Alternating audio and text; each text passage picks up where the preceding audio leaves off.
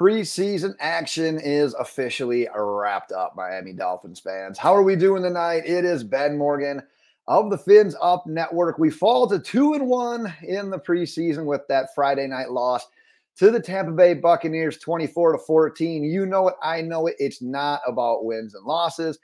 Preseason action is about player and coach evaluation. So that's actually, if you're new to the Fins Up Network, the preseason recaps we do are always different than the regular season recaps that we do. But tonight's is going to be even a little bit more different because last preseason game before roster cuts. So I want to focus on who helped their case for this team's 53-man roster, and then opposite of that, who may have hurt their cases for this team's 53-man roster. Final cuts need to be put in by Tuesday afternoon. So I actually want to go position by position, some thoughts, some observations that I had for the game. Before I jump into today's video, though, I want to hear from you. Your top takeaways from the preseason, maybe players that stood out, players that disappointed, any bold roster predictions that you may have, go ahead and drop them in the comments. But let's kick things off with that battle for quarterback 2, that lackluster battle all preseason, all offseason for quarterback 2, because going into tonight's action, I had Mike White as this team's backup quarterback. I leave tonight with Skylar Thompson as this team's backup quarterback. White finishes 5 of 9 for 37 yards. I don't know if the plan going into the night was giving Mike White the first half, giving Skylar Thompson the second half. If, in fact, maybe if it was that, well, we saw that Mike McDaniel had enough as Mike White only lasted halfway through the second quarter. Now, while I do think Skylar probably looked the part more than Mike White did tonight, my vote in this entire situation still goes to either trading for a backup quarterback or signing one of these guys that we're going to see get cut here over the next few days. Because like I said, I'm obviously not the world's biggest Skylar Thompson fan. Now, Skylar, like I said, fairly impressive night. 19 of 27, 190 yards, 2 touchdowns, and then an interception. I will give him some props on some throws that he had. His first throw of the night on the screws to Anthony Schwartz. Then he shows off the big arm that he's got on that first touchdown pass to Hayden Rucci. And I think that his rollout pass to Mike Harley, that was probably his best throw of the night. That was some NFL starting quarterback type of stuff.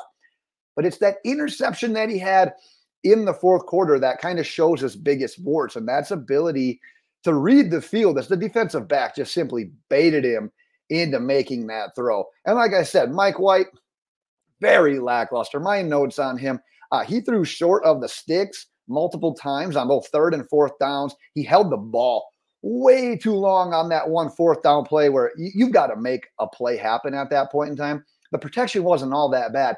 He held it on too long. The play should have resulted in a fumble 6. They ended up getting reviewed and ended up being called incomplete. Just overall, though, I would like to see someone else brought in, as I think this season, if Tua were to miss extended period of time and we just get too far into a hole, it's just going to end up being a wasted season with one of the Miami Dolphins' most talented rosters in the last, 2+ decades. So, yeah, give me a trade, give me a free agent quarterback. All right, literally my only running back note of the night is that Jaylen Wright should have been on that long list of players that were given the night off. Now, I know that we're already low on running backs. We have other guys sitting out, Mostert, Achane. Hell, last week, Jaquan Burton ends up getting some run at running back. So nice of him for being able to fill in there. But, man, Jaylen Wright is constantly finding and hitting holes. His speed is obviously the calling card. He showed great contact balance tonight, both in runs and some of the catches that he had as well. I like what he brings to the table, and like I've said in the past, I don't need to go and do a deep dive on him. If something were to happen injury-wise to Raheem, Mostert, Devon, Achane, I really like Jaylen Wright because he's that kind of guy that doesn't really force you to change what you want to accomplish on offense when it comes to the running backs. All right, moving on to wide receivers. If you watched tonight's game, you saw that early on it was the Malik Washington show. He starts with the solid punt return after the Buccaneers' second drive. He gets absolutely plastered on the first offensive play after that punt return. He ends up coming back into the game. I thought maybe that would have been it for him. He comes back, and then what's he do? Takes an end around 40 yards for the team's one of the team's biggest plays of the night. Ended up only catching one pass for 7 yards, but it's the things that we see him do once the ball is in his hands that just makes him so intriguing. He added another a 45-yard kick return as well, which was quite honestly one of the better kick returns with these new rules that I've just seen all preseason. I haven't seen a lot of great ones. Give me a second here. Long night, right? So, while I would have liked to see more from Malik Washington as a pass catcher here during the preseason, also keep in mind that the majority of his reps were coming with Mike White, Skylar Thompson, two guys that I would like nothing more than to replace basically on this team's roster. All right, tight ends. So when guys get a long look in preseason, it's usually one of a couple of things. And one of them can be either they are young, they just need the experience, or it's the team is giving them every last rep, every last possibility to put film out there, whether it's for making their own team or putting film out there to maybe be picked up by another team. And potentially, unfortunately for Jody Fortson, he may have been the latter tonight.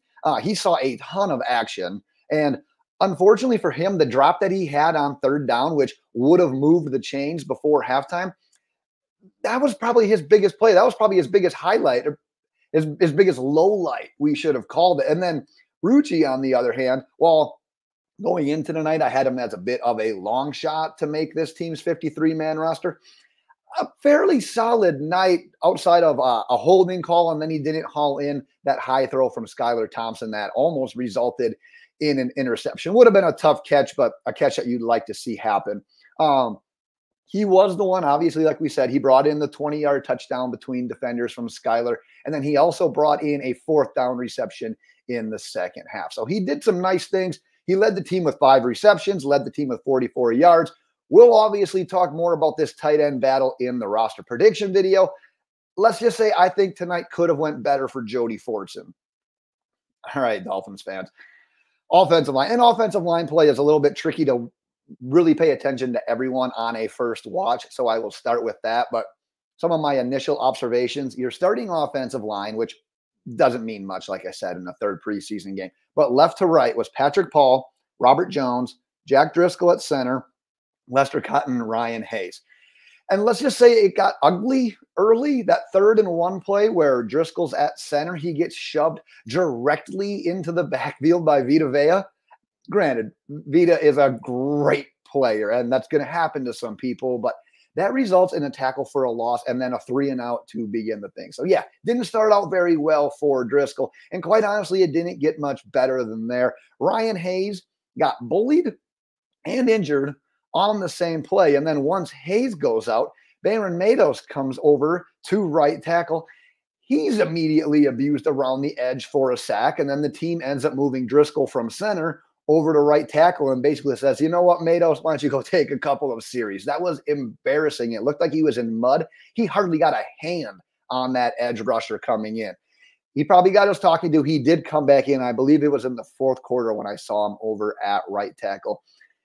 But it was not a pretty showing, at least early on, for this offensive line. I did have some notes on Patrick Paul. I believe he went the distance in that game. If not, it was close to it. Wasn't flawless once again, but man, watching this guy get to the second level as a run blocker is fantastic. That's a lot of stuff that we can build on. Once again, though, offensive line, definitely a position that we're going to hit more on in that roster prediction video. All right, moving over to the defense. I definitely didn't like seeing Brandon Peely needing help off the field towards the end of the first half. Going into the night, I did have him on my 53 in the predictions that I'm doing anyway. I'd say the encouraging thing is, while he didn't return to action, he was at least spotted on the sidelines in the second half. We'll see what, if anything, comes of that. But that interior defensive line battle for roster spots, at this point in time, it's like you could just put every single person's name outside of like Sealer Campbell, maybe Benito Jones, because he plays a little bit of a different position. Put him in a hat and then just pick. Started drawing from there. Outside of secondary, I think the interior defensive line is going to be the hardest spot for Chris Grier when it comes to making roster decisions in a few days here. A lot of notes, long nights, Dolphin fan. All right. Definitely not involved in a roster position battle by any means, but I wanted to share some notes I had on Chop Robinson from the night. There was a play where I thought he did just an absolute great job recognizing a screen pass. He came flying off that edge, clear route to the quarterback, but he saw it was a screen pass. So he stopped dead in his tracks, traced back, and made the tackle on the Buccaneers player that ended up being short of the sticks on a third down. But outside of that, I know that he's got his warts. He's taking his lumps right now just when it comes to actually playing against the run.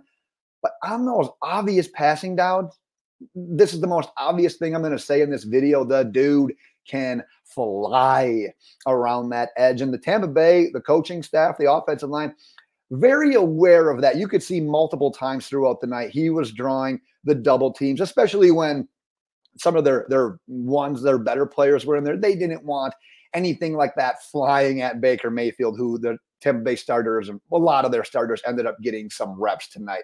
So I just wanted to recognize Chop and other teams recognizing Chop. Sorry if there was any jumpiness there. Had to pause for one quick second. Where I was going, though, was Channing Tindle ends up leading this team on the night with 12 tackles. But the one thing that I will say about that, he went the distance. He was one of those guys that played the entire game. Now, remember what I said about those who were getting a lot of run in a final preseason game. Now, I did have him noted for making some pretty nice stops in the run game.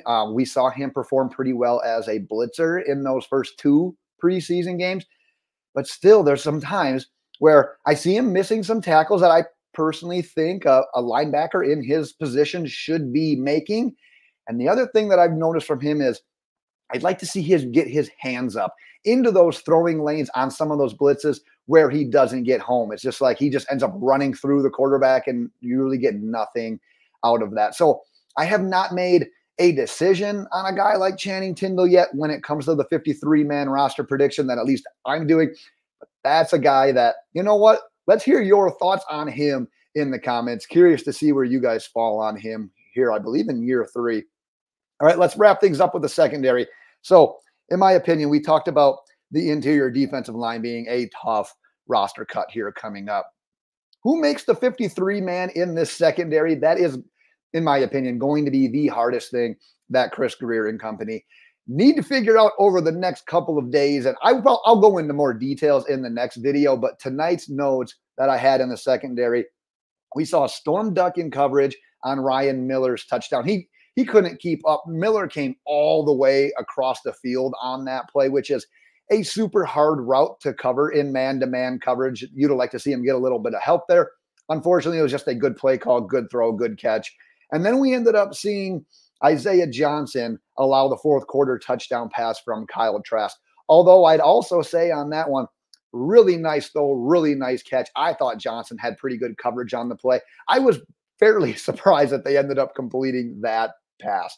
And also, right before giving up that touchdown, he was the one that had the pass breakup in the end zone. And then I also had him noted for a couple of nice plays in the run game. So overall, I don't think it was a bad night for Johnson. He's one of those guys that he doesn't make it. I'd really like to see him on the practice squad. That's probably where I'm going to end up having him projected. But overall, the defensive backs, like I said, tricky with some younger, cheaper guys that have looked pretty decent all off season into the preseason as well, where we've got a couple of older, more expensive guys that are also in this battle. So it's always interesting to see what kind of wins out sometimes when you factor in the contracts as well. I will wrap it there for right now, Miami Dolphins fans. But as I've said multiple times in this video, stay tuned, get subscribed if you haven't done so already for that next video. I will be taking my stab at this team's 53-man roster. So I will talk to you again then, unless anything crazy happens. In the meantime, got to do some prep on that video yet here over the next day or so. So we will be getting that one out shortly. But until then, Miami Dolphins fans, fins up.